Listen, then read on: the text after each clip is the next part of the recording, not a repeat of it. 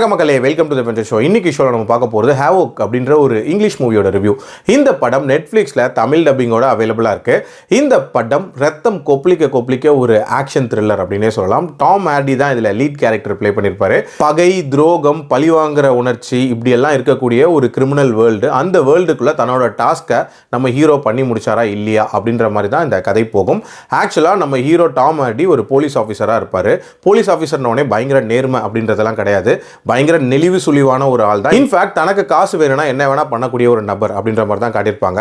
Christmas அன்னைக்கு night இவருக்கு ஒரு கேஸ் ஒன்று வருது. அதாவது எதிர்பாராத ஒரு சம்பவம் ஒன்று நடந்திருக்கும். அதாவது ஒரு ஷூட் அவுட் ஒன்று நடந்திருக்கும். அந்த ஷூட் அவுட்டில் பார்த்தீங்கன்னா ஒரு சைனீஸ் காட்டலோட பையன், ஒரு மிகப்பெரிய கேங்ஸ்டர் ஒருத்தங்களோட பையன் வந்து இறந்து போயிருப்பான். அது மட்டும் இல்லாமல் நிறைய பேரை வந்து 3 மாஸ்க் போட்ட நபர்கள் வந்து சுட்டிருப்பாங்க.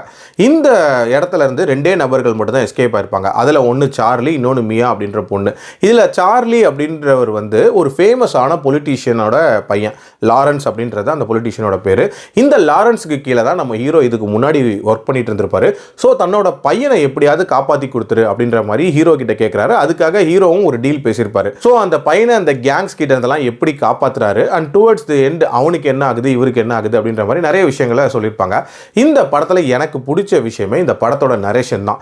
ஒரு வித்தியாசமான நான் லீனியர் வேல இந்த கதையை நரேட் பண்ணியிருப்பாங்க. இனிஷியலாக பார்க்கும்போது கொஞ்சம் கன்ஃபியூஸ்டாக இருந்த மாதிரி இருந்துச்சு.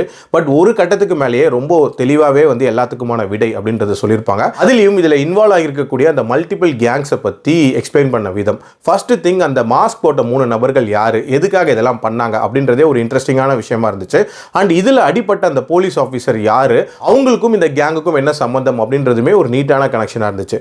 அப்படியே அந்த கேங்ஸ்டர் சைடு வந்தீங்கன்னு வச்சுக்கோங்களேன், அந்த சைனீஸ் காட்டில் காட்டுவாங்களா, ஸோ அந்த அம்மா ஏன் இவ்வளோ வெறி கொண்டு ரிவெஞ்ச் எடுக்கணும்னு தெரியுது. அந்த அம்மாக்கும் லாரன்ஸுக்கும் இதுக்கு முன்னாடி என்ன சம்பந்தம் அப்படின்ற மாதிரி நிறைய விஷயங்களை நீட்டாவே சொல்லியிருப்பாங்க. இப்படி ஒரு கூட்டமே வந்து நம்ம சார்லி அண்ட் மியாவை தேடிட்டு இருக்கே, உண்மையிலேயே அவங்க என்ன கிரைம் பண்ணியிருக்காங்க அண்ட் இவங்களை எப்படி நம்ம ஹீரோ காப்பாற்றுறாரு அப்படின்றது ஒரு இன்ட்ரெஸ்டிங்கான ஒரு மேட்டராக போயிட்டு இருக்கும். அதுலேயும் ஸ்டன் சீக்வன்சஸ் அப்படின்றது இந்த படத்தில் வேற லெவலில் இருந்துச்சு அப்படின்னே சொல்லலாம். சுமார் ரத்தம் கொப்பளிக்க காட்சிகளை அமைச்சிருப்பாங்க.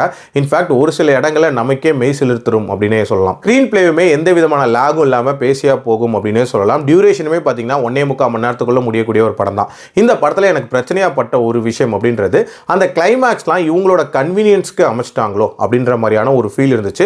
இன்னுமே கொஞ்சம் நேச்சுரலாக இருக்கிற மாதிரி அமைச்சிருந்திருக்கலாம். அண்ட் சண்டேல அந்த பிரம்மாண்டத்தை ஃபோக்கஸ் பண்ண இவங்க இன்னுமே கதையில் கொஞ்சம் ஃபோக்கஸ் பண்ணியிருந்திருக்கலாம். பட் ஓவரால் இது ட்ரை பண்ணி பார்க்க வேண்டிய ஒரு படம் தான். என்னோட ரேட்டிங் இந்த படத்துக்கு 3.3 out of 5. அடல்ட் கண்டென்ட்டை பொறுத்த வரைக்கும் இதில் பிளட் ஷெட் அப்படின்றது தாராளமாக இருக்குது. அதுக்கேற்ற மாதிரி பிளான் பண்ணிக்கோங்க. பட் பெருசாக அடல்ட் சீன்ஸ்லாம் இல்லை. மீண்டும் அடுத்த விமர்சனத்தில் சந்திக்கிறேன். நன்றி, வணக்கம்.